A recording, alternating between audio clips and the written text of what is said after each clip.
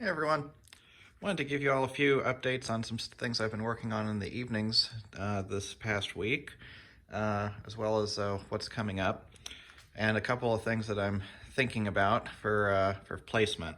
So one of the things that I've been spending a lot of time trying to figure out the best places for, or best place for, is the ECU for the fuel injection. I've said in previous videos that I'm using the MicroSquirt product that's made by MK4. Actually, let me just show you what this looks like here because I'll give you an idea. So this is the MicroSquirt. It is a very compact but still very functional ECU. If you're familiar with MK4, they've been around now for about 20 years. The whole idea was a do-it-yourself kind of ECU. Originally, they were a lot bigger, and you would solder the units together yourself. These days, not so much, but you can buy them pre-assembled, which is actually my preference because electronics and soldering are not my favorite things to do. And honestly, when you look at the cost savings, it sort of makes more sense to just pay them.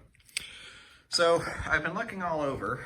Obviously I could put it behind the dashboard, but I'm also going to be routing the hoses for the HVAC. There's going to be the gauges. It's going to be fairly busy back there already. I've also been told that some people put their ECUs in the passenger side footwell, and I considered that option, but the more I looked at it, the more I didn't really like that because the wires would be coming up somewhere in the back of the engine bay. That's going to be a pretty busy spot as well because I'm going to have hoses for the heater coming from the front of the engine around the side and kind of underneath. You can actually see those two holes there are ultimately where the coolant hoses for the heater core are going to be. I'm also going to have the couple of air conditioning hoses coming from the compressor in the back. You can maybe see the compressor where it's mounted, coming up through the transmission tunnel, and then they're going to be going actually underneath that box to the other side where the holes are for that. So that's going to be fairly busy. And remember, I also want to try to keep wiring and things like that that's visible on the engine to a minimum. So I think I'm going to put the unit right here and see if I can hold it so that you can maybe see without just seeing my fingers. And what I like about this spot is that it's out of the way. I don't need to worry about kicking it because my feet are going to be, pedals are down there, so my feet are going to be away from it. I don't have to worry about otherwise touching it. I haven't been able to find anything that says there's anything else that's there. It's still accessible. I can still reach up through underneath the dashboard and get to it. Not that I should need to do that much, but it's always good to be able to get to something just in case. And then this hole here, that obviously I'm going to have to cover some of it up anyway, but that's going to be a good spot for routing some of the wires the wiring harness. And that's probably also going to be a good place to put the tube for the mechanical, the tubes actually for the mechanical coolant temperature and oil temperature gauges, as well as the hose for the oil pressure gauge, because basically right near the oil filter down there is where the oil pressure hose is going to have to go. The coolant temperature probe is going to go up there towards the front of the engine, and then the oil pressure or oil temperature goes down that direction towards the oil pan. So I think this is probably going to be the best option all around. And so then when you look at it, the hose, the wiring harness is going to come out from here. I've got space where I can tie off wires that are unused. And up here I can put some clamps or supports there, or maybe probably actually over here would be better. But I can put them in a spot where they're going to be out of the way, but still accessible if I decide that I need to add them. And then keep the wiring lengths short so that when you take a look under the hood, you're going to mostly see the just see the individual throttle body injection, which was part of the whole goal. So that's the idea. For the ignition module, I think I'm going to just put it here. And what I think I'm going to do is I'm going to get I'm going to take a piece of metal that I have, of sheet metal that I have sitting around. I'm going to bend it up so that it basically creates a plate over here. And then I think I'm going to have to repaint this after I do it, but I think I'm going to weld a couple of screws on the inside here. And then what I can then do is then basically install this mount back on the engine, and then I'll be able to screw bolt this plate on over this area. And I'll just grab the module here real quick. Still have to work on the orientation, but essentially it'll just sit more or less like that. And I think kind of similarly to the idea of where I was going to put the module for the MicroSquirt computer, this sort of keeps it out of the way. Although now that I'm thinking about this, I guess my other option would be to do kind of similar to the MicroSquirt and see if I could put this somewhere around here. And I guess there is room to do that. And then I could keep the wires. I could keep the wires all together. So maybe I need to think about that a little bit more. If you think that one option would be better than the other, let me know in the comments, because I'm going to be working on this probably over the weekend. So there's a little bit of time to get some feedback in before I pull the trigger and make a decision. So, but those are the things I'm working on, that I'm planning on working on. As far as things I've done recently, let's see. Actually, I guess before I move on to that, let me come to the back of the car and I'll show you a couple of other things I'm thinking about.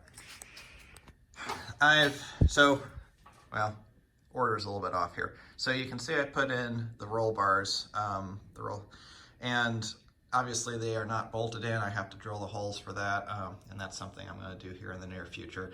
I did it because I wanted to get a good idea of how they were going to impact accessibility and space for the electrical components I need. So I've got these high amperage fuses. And these are going to limit the current, or they're going to be the fuses first off for my my main fuse box here, and then also for the air conditioning controller.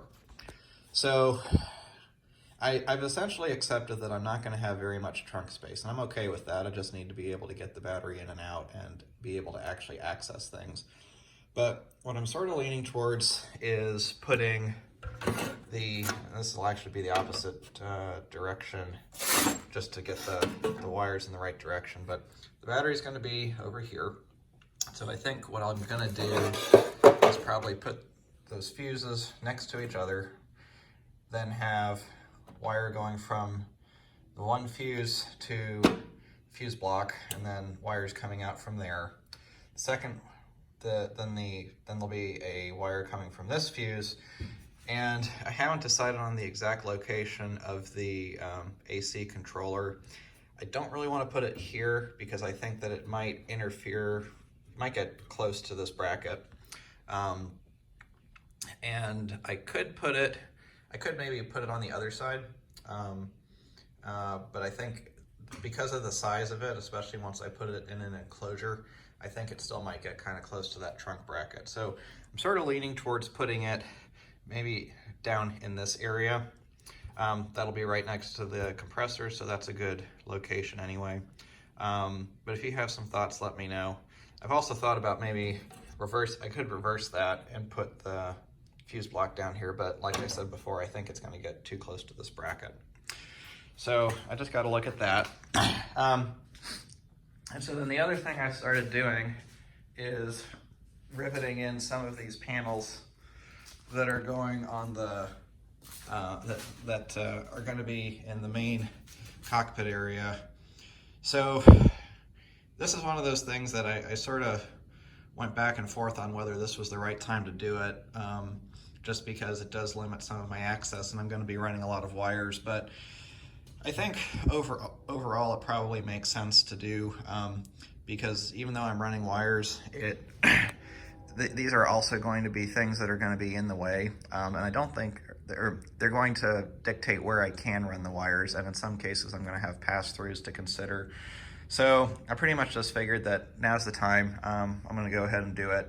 Maybe it'll cause me grief later, but you know, the closer you get to the end of a project like this, at some point stuff's just going to start getting in the way of one another.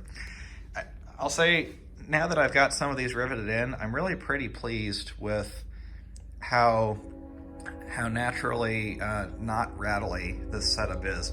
You know, if I knock on this, the third time when I knocked kind of hard there, you maybe heard a little bit of a rattle, but it's really pretty solid. Now I'm going to be putting on a product called Rock Mat that's kind of like Dynamat, just a cheaper variant that I've used before and been happy with. So that's going to make it even less rattly, but yeah, you know, Factory 5 tells you to put some silicone in between the joints, or in between the panels and the metal when you rivet it together, and that really does seem to do a good job, especially if you've put enough rivets in the first place. The measuring, the rivet spacing tool gives you two distances, and I generally tried to go on the side of keeping doing the closer rivets, even when it said not to. You can probably tell the ones that I've done that I drilled first versus later, because I think I made that decision a little bit further in. But anyway, so I'm pretty happy about that. So yeah, over the weekend I've got that back panel painted over there, so I'm going to rivet that in, rivet the rest of these panels in, I think, and then hopefully get started actually running some wires. So that's pretty exciting. I'm also going to try to get the dashboard drilled and painted and put that together, because that's one of those things. That's something that I need to start getting all of the components back here aligned. There's going to be the hoses for the HVAC. There's my Russ Thompson turn signal pedestal, so I'm going to, and that requires a few modifications, so I need to start playing with that a little bit. And it all sort of comes together because you have to install that in such a way that the spacing between the turn signal unit, which I got in the box right there, and the dashboard is correct, so that the steering wheel is not too far out. So it's kind of iterative, and one of these things where it all just sort of comes together at the same time. But yep, so good progress. If you have any comments or thoughts on location of the ECU and ignition module, let me know. I may not have thought of something, or there could be considerations I've missed, so appreciate any feedback, and I will post another video with updates soon. Thanks for watching.